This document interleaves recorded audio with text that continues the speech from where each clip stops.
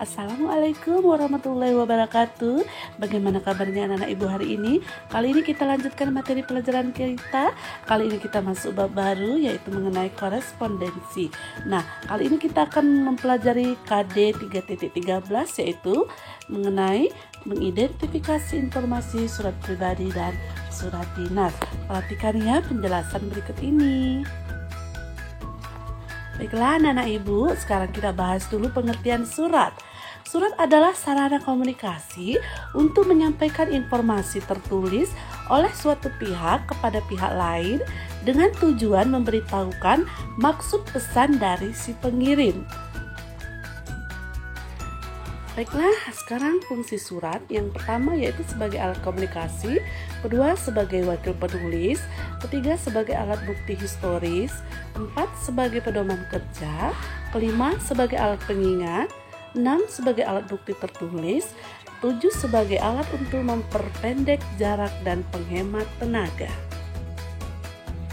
Nah, sekarang kita bahas apa tujuan surat itu dibuat. Nah, adapun tujuannya adalah yang pertama, menyampaikan atau mengemukakan informasi dan keterangan kepada pihak-pihak lain.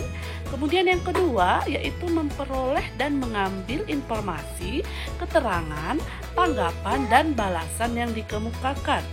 Dan yang ketiga, yaitu melancarkan jalannya informasi, sehingga informasi yang diterima itu jelas dan tidak terjadi salah paham. Surat memiliki dua jenis, yaitu surat pribadi dan surat dinas.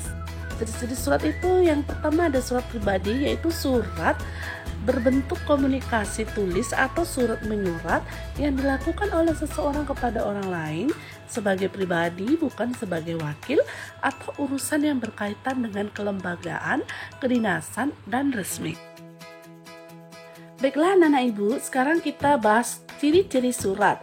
Nah, ciri-ciri surat yang pertama kita bahas dulu ciri surat pribadi.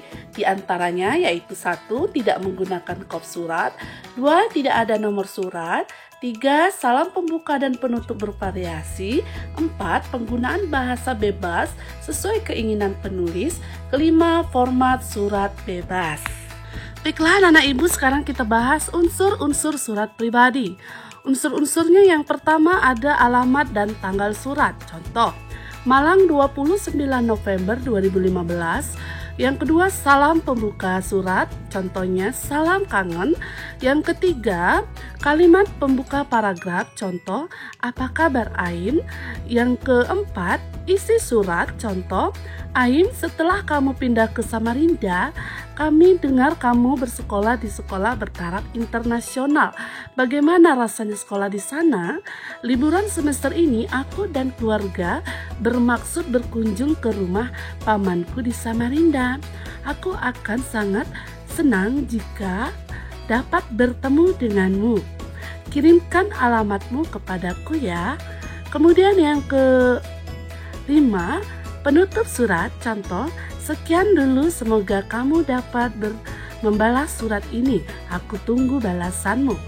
Keenam, salam akhir, sahabatmu. Kemudian yang ketujuh, nama dan tanda tangan, contoh Giati. Demikianlah unsur-unsur surat pribadi. Berikutnya yang kedua kita bahas yaitu surat dinas. Surat dinas adalah surat yang ditulis dalam situasi formal dan untuk kepentingan formal. Baiklah anak-anak ibu, sekarang kita bahas ciri-ciri surat dinas. Yang pertama, menggunakan kop surat dan instansi atau lembaga yang bersangkutan. Kedua, menggunakan nomor surat, lampiran, dan perihal. Ketiga, menggunakan salam pembuka dan penutup yang baku. Keempat, menggunakan bahasa baku atau ragam resmi. Kelima, menggunakan cap atau stempel instansi atau kantor pembuat surat. Keenam, menggunakan format surat tertentu. Nah, sekarang kita bahas jenis-jenis surat dinas. Yang pertama, surat permohonan, yaitu digunakan untuk meminta bantuan kepada instansi atau perorangan yang jabatannya lebih tinggi. Yang kedua, ada surat tugas, yaitu surat yang dikirimkan oleh instansi, lembaga, atau organisasi kepada satu atau beberapa orang untuk menjalankan tugas tertentu. Yang ketiga, surat perizinan, yaitu surat yang dikirimkan oleh instansi, lembaga, atau organisasi untuk meminta izin. Keempat, ada surat pemberitahuan, yaitu surat yang berisi pemberitahuan untuk semua anggota kelompok, organisasi, atau lembaga. Contoh, surat pemberitahuan yaitu pengumuman, surat edaran, dan surat pernyataan. Yang kelima, surat undangan. Surat undangan yang tergolong surat dinas adalah undangan yang dibuat oleh instansi, lembaga, atau organisasi kepada seseorang untuk menghadiri suatu acara. Keenam, surat lamaran pekerjaan. Surat yang ditulis oleh individu atau pribadi untuk melamar pekerjaan kepada instansi atau lembaga. Nah, itulah jenis-jenis surat dinas. Baiklah anak-anak ibu, sekarang kita bahas mengenai unsur-unsur surat dinas. Yang pertama, kop surat atau kepala surat.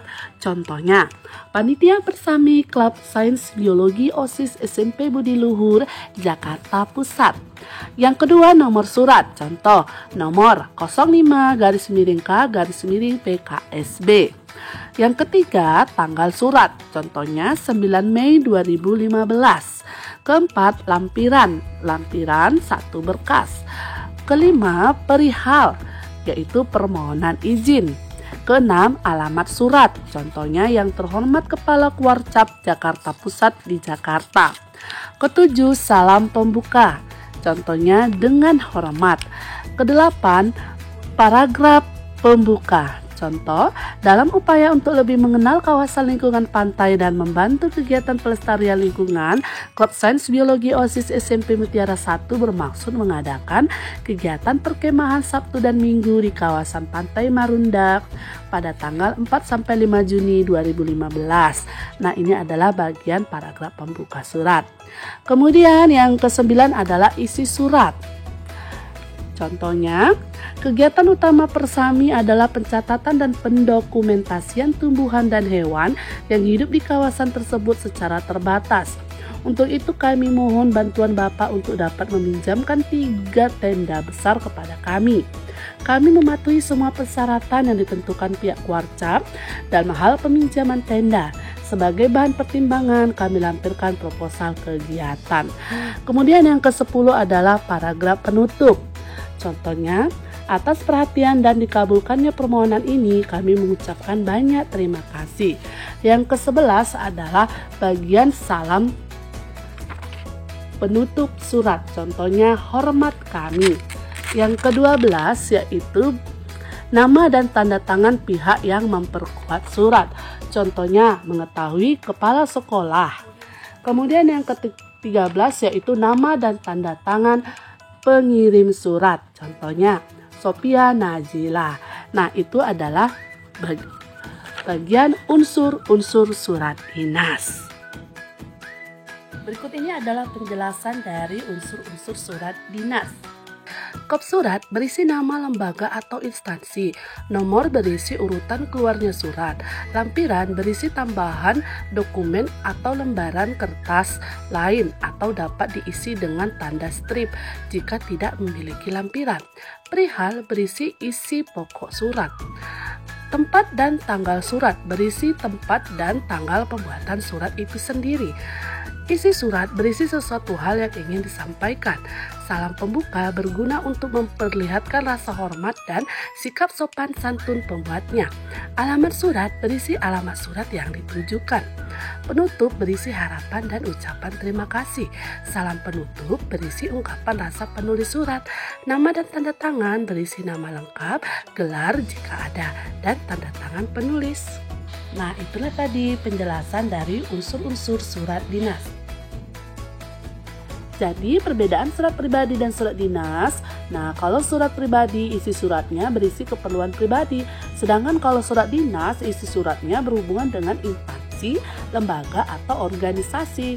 Nah, kemudian yang kedua, surat pribadi menggunakan bahasa sehari-hari atau santai, tapi tetap santun. Sedangkan kalau surat dinas menggunakan bahasa baku dan efektif. Kemudian yang ketiga, surat pribadi tidak terdapat kop, kop surat, nomor surat, lampiran, dan perihal surat. Sedangkan kalau surat dinas terdapat kop surat, nomor surat, lampiran, dan perihal. Nah, itulah perbedaan surat pribadi dan surat dinas. Oke, anak-anak Ibu. Tugas individu, carilah satu buah surat pribadi dan surat dinas, kemudian kerjakan soal berikut. 1. Identifikasikanlah informasi dalam kedua surat tersebut. 2. Identifikasikanlah unsur-unsur dalam kedua surat tersebut. 3. Jelaskan perbedaan kedua surat tersebut menurut isi, bahasa, dan strukturnya. Selamat mengerjakan. Demikianlah pembelajaran kita hari ini. Semoga bermanfaat. Tetap semangat dan jaga kesehatan. Wassalamualaikum warahmatullahi wabarakatuh.